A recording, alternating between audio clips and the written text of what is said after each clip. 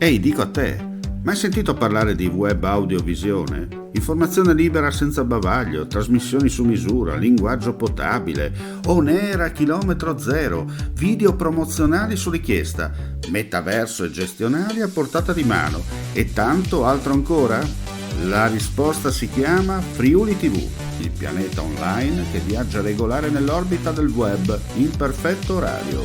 Friuli TV, un nome, una garanzia per quello che vuoi tu.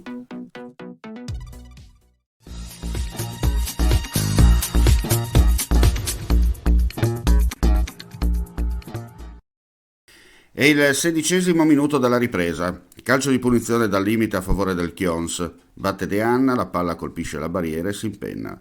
L'impatto del cuoio sul terreno di gioco prende una strana traiettoria che mette fuori tempo l'estremo difensore di casa e si infila nell'angolino basso alla sua destra. È l'episodio che decide il derby tra Tjarlins Muzzane e Chions. Sì, episodio, il classico episodio che si materializza durante una partita dove il tatticismo esasperato, con il credo della zona pura, pressing alto e fuorigioco sistematico da una parte e catenaccio 4.0 dall'altra, la fanno da padrone. Poche occasioni e molta confusione causa la posta in palio. Entrambe alla ricerca di 3 punti pesanti per dare un senso alla stagione. Il pubblico delle grandi occasioni con gli spalti del comunale riempiti in ogni ordine di posto.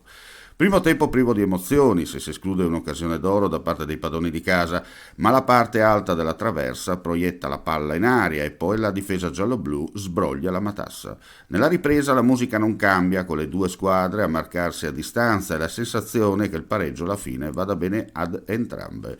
Il però è dietro l'angolo, come detto in apertura di commento. Tutto nasce da un fallo inutile commesso al limite dell'area del Tjarlins Muzzane che permette a De Anna di sbloccare il match. Ci si aspetta la reazione dei padroni di casa, ma questa effettivamente non c'è. Cosa rimarcata ulteriormente quando il Chions rimane in 10 per l'espulsione di Ferchichi per doppio giallo. Quasi 20 minuti in superiorità numerica, ma passata inosservata per il non gioco del Tjarlins Muzzane. Il Chions controlla, applica una sorta di ragnatela a centrocampo che addormenta il gioco e proprio gli ospiti rischiano il raddoppio in contropiede con Bolgan, classico centravanti alla Graziani, di quelli che portano secchio e acqua, ma pungono quando l'occasione arriva. E il palo a Camelos, battuto a negargli la gioia del gol. Alla fine festa giallo-blu, delusione per i tifosi simpatizzanti azzurri.